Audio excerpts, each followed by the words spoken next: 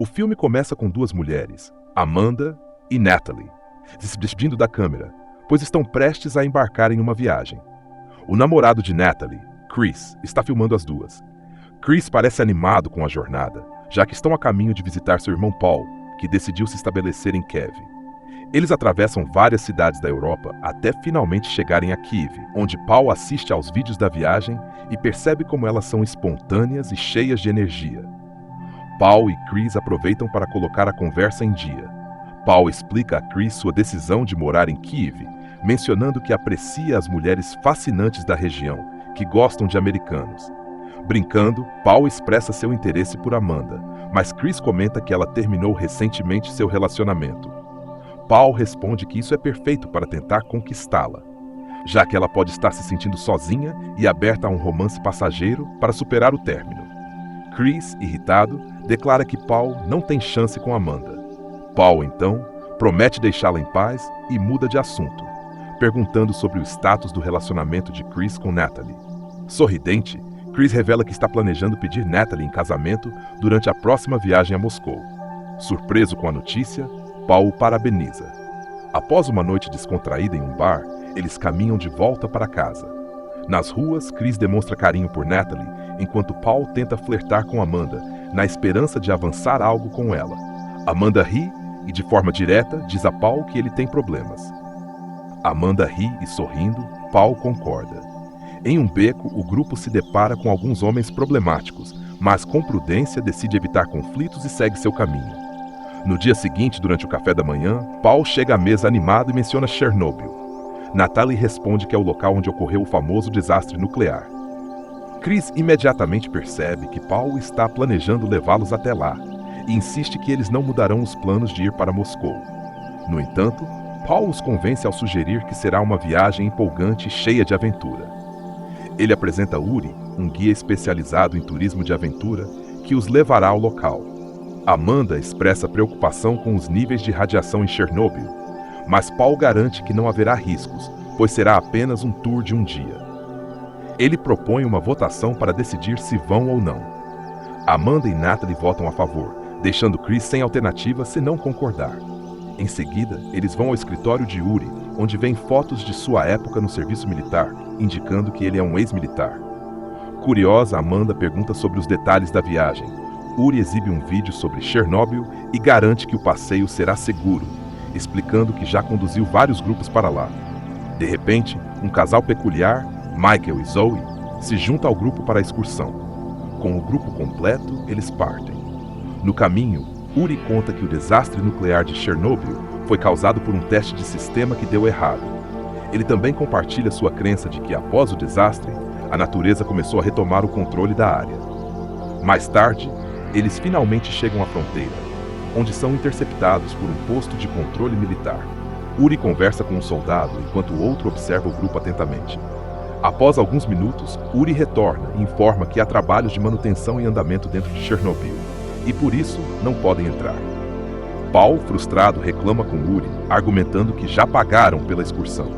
Pressionado, Uri decide levá-los por uma rota alternativa, atravessando a floresta. Assim que entram na zona de exclusão, Uri os leva até um lago. Ele brinca colocando as mãos na água e fingindo ser puxado por algo debaixo dela, assustando o grupo. Logo em seguida, ele mostra um peixe mutante de aparência perigosa, deitado no chão. Quando Paul o toca, o peixe se move repentinamente, surpreendendo e provocando risos no grupo. O lago está repleto dessas criaturas mutantes. Na próxima parada, Uri os conduz até a área residencial abandonada de Chernobyl, onde milhares de pessoas costumavam viver. Ao descerem da van, eles ficam impressionados ao verem os edifícios vazios e o parque de diversões em ruínas. Usando um sensor, Uri verifica os níveis de radiação e informa que estão dentro de uma zona segura. Uma roda gigante enferrujada chama a atenção do grupo. Uri explica que ela foi construída para uma celebração de primavera que nunca aconteceu devido à evacuação da área. Antes de partirem, eles tiram uma foto em frente à roda gigante, registrando o momento. Depois disso, continuam a explorar os prédios abandonados, caminhando por ambientes caóticos, alguns deles mergulhados na escuridão. Ao saírem, o grupo observa o cenário em silêncio, enquanto Uri comenta que a natureza retomou completamente o controle do lugar. Na última parte da viagem, Uri conduz o grupo até outra área residencial abandonada. Logo na entrada, encontram a carcaça em decomposição de um cachorro, o que deixa Natalie incomodada. Apesar disso, eles ignoram a cena e continuam a explorar. Natalie, intrigada, pergunta se ainda existem outros animais na região. Pouco depois, eles entram em um dos apartamentos abandonados. Michael tenta pegar algo dentro do local, mas Uri o adverte para não tocar em nada, explicando que pode estar contaminado. Uri, então, os guia até o terraço do prédio, onde tem uma vista clara do reator de Chernobyl, local da explosão. Ele explica que o nível de radiação no reator é extremamente alto e que seria necessário o uso de trajes especiais para se aproximar. Enquanto o grupo tira fotos no terraço, Uri examina o local. No chão, algo que parece cinza chama sua atenção. Ele se aproxima para verificar, presumindo que o objeto esteja fortemente contaminado. Ao empurrá-lo com cuidado, um som estrondoso vindo de fora interrompe o momento. Uri, em alerta, pede ao grupo que permaneça parado enquanto ele investiga o prédio. De repente, um urso enorme invade a sala, assustando a todos. Agitados, eles decidem que é hora de deixar Chernobyl. Correndo para a van, o grupo entra apressadamente. Uri, tentando aliviar a tensão, faz uma brincadeira. Não cobramos taxa extra por encontros com o urso. Isso arranca risadas nervosas, mas não diminui o clima de tensão. Ao tentar dar partida no veículo, o motor não liga. Uri sai para investigar e descobre que um dos cabos foi roído, possivelmente por algum animal. Ele tenta usar o rádio para pedir ajuda, mas a conexão está inoperante. Enquanto isso, a escuridão começa a engolir o lugar, aumentando a sensação de perigo. Mesmo assim, Uri insiste em tentar contato, mas sem sucesso.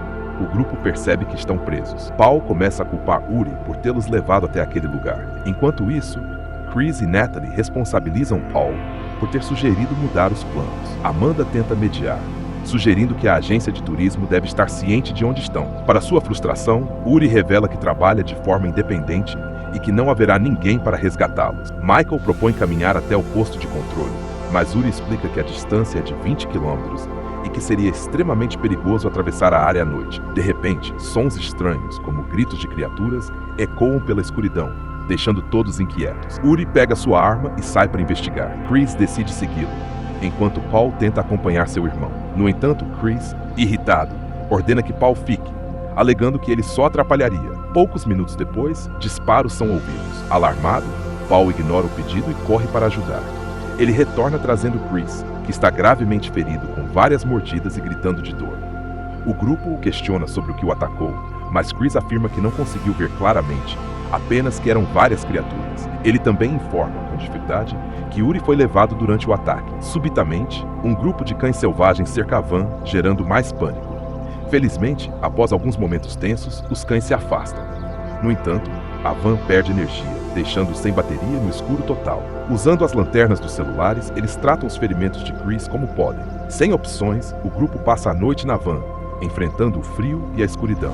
Quando o sol finalmente nasce, Paul tenta novamente usar o rádio para pedir ajuda, mas não obtém resposta. Percebendo que precisam agir, Paul, Amanda e Michael decidem sair da van para buscar uma solução. Após alguns minutos de busca, ouvem o rádio de Uri e o encontram próximo a uma escada que leva ao porão, sugerindo que ele foi atacado.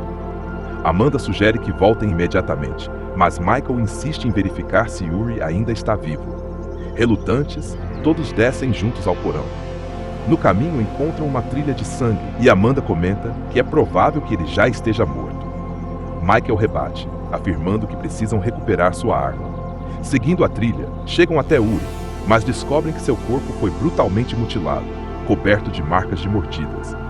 Enquanto procuram a arma em meio ao que sobrou, ouvem o som de uma criatura se aproximando, forçando-os a se esconderem. A criatura desconhecida começa a devorar o corpo de Uri. Amanda, com cautela, se arrasta até onde está a arma. Quando a pega, o som alerta a criatura, que imediatamente a persegue. Amanda corre para fora, enquanto Michael e Paul rapidamente trancam a porta atrás dela. Os três voltam apressados para a van e informam aos outros que Uri está morto e que precisam fugir o mais rápido possível. No entanto, Chris, gravemente ferido, não consegue andar, e carregá-lo até o posto de controle levaria muito tempo. Diante disso, Chris instrui Paul a ir buscar ajuda e retornar para resgatá-lo. Enquanto isso, Amanda revisa a câmera e percebe uma figura estranha capturada em uma das fotos tiradas no apartamento. Decidem que Chris e Natalie ficarão na van, enquanto Paul, Amanda, Zoe e Michael partem em busca de ajuda. Durante a caminhada, Paul expressa sua culpa por ter colocado seu irmão em perigo, mas Amanda o encoraja, dizendo que ele precisa focar em salvá-lo agora. O grupo encontra uma garagem de veículos abandonada e começa a procurar algo útil para consertar a van. Durante a exploração, encontram um ônibus com marcas de tiros em sua lataria, sugerindo que outro grupo, possivelmente de turistas, esteve ali antes e também foi atacado por uma criatura. Paul e Amanda revistam o ônibus e encontram uma arma danificada, uma lanterna e os restos de um guarda parcialmente devorado. Enquanto isso, Michael descobre um cabo que pode ser usado para reparar a van. Paul liga para Natalie pelo rádio, informando que estão a caminho para consertar o veículo. No entanto, antes que possam avançar, um bando de cães selvagens começa a persegui-los, forçando-os a correr desesperadamente. Ao chegarem a um rio com uma ponte precária, Zoe tenta atravessá-la, mas tropeça e cai na água. Michael imediatamente pula para resgatá-la, mas é atacado por peixes mutantes que o puxam para o fundo. Amanda, agindo rapidamente, consegue puxá-lo de volta para a margem, embora ele sofra pequenas mordidas. Felizmente, os cães não conseguem atravessar o rio, permitindo que o grupo continue.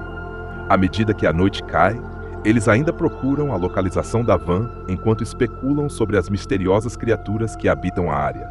De repente, ouvem um grito distante, o que os faz acelerar o passo. Ao finalmente encontrar a van, eles a descobrem destruída e coberta de sangue. Entre os destroços encontram o telefone de Natalie, onde assistem aos últimos momentos gravados por ela e Chris.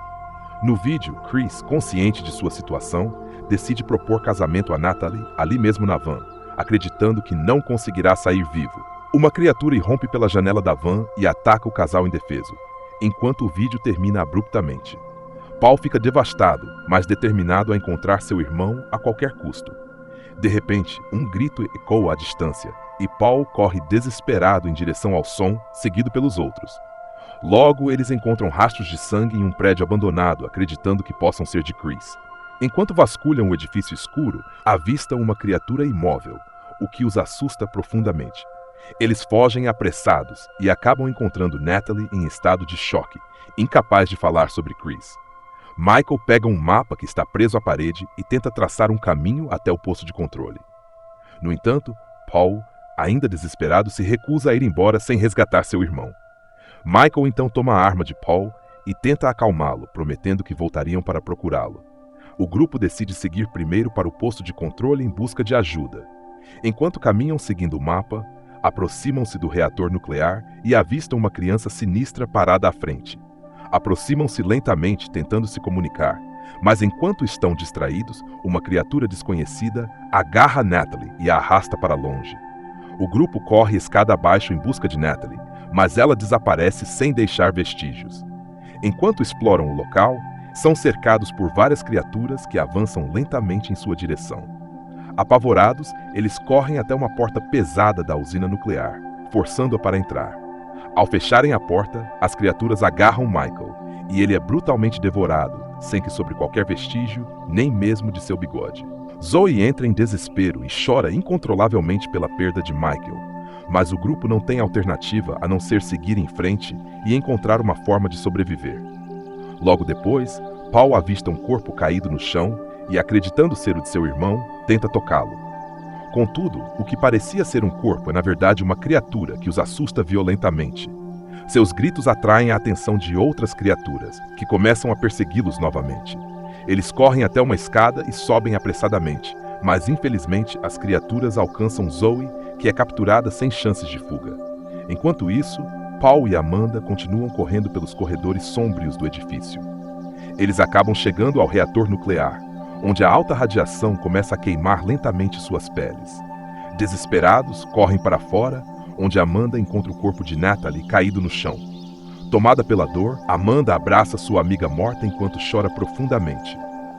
Quando tentam seguir adiante, são surpreendidos por criaturas que os atacam pelas costas. Amanda reage rapidamente, pega uma barra de ferro e luta ferozmente contra uma das criaturas, conseguindo ajudar Paul a se livrar de outra. Após escaparem por pouco, continuam caminhando até encontrar soldados fortemente armados do lado de fora. Eles pedem ajuda, Mas ao invés de auxiliá-los, os militares disparam contra Paul, acreditando que ele já havia sido infectado ou transformado. Paul cai morto, enquanto Amanda, em estado de choque, é capturada pelos soldados. Logo depois, Amanda acorda em uma maca sendo levada às pressas por médicos equipados com trajes antirradiativos. O médico-chefe pergunta aos outros profissionais onde ela foi encontrada. Ao descobrir que estava perto do reator, ele decide que não podem liberá-la, pois ela testemunhou tudo, incluindo a existência das criaturas. As criaturas em Chernobyl são mutações resultantes da radiação, mantidas em sigilo pelo governo. Como Amanda presenciou esse segredo, os médicos decidem levá-la para uma sala isolada. Infelizmente, as aberrações presentes na sala a atacam de imediato, enquanto seus gritos de desespero ecoam, clamando por ajuda.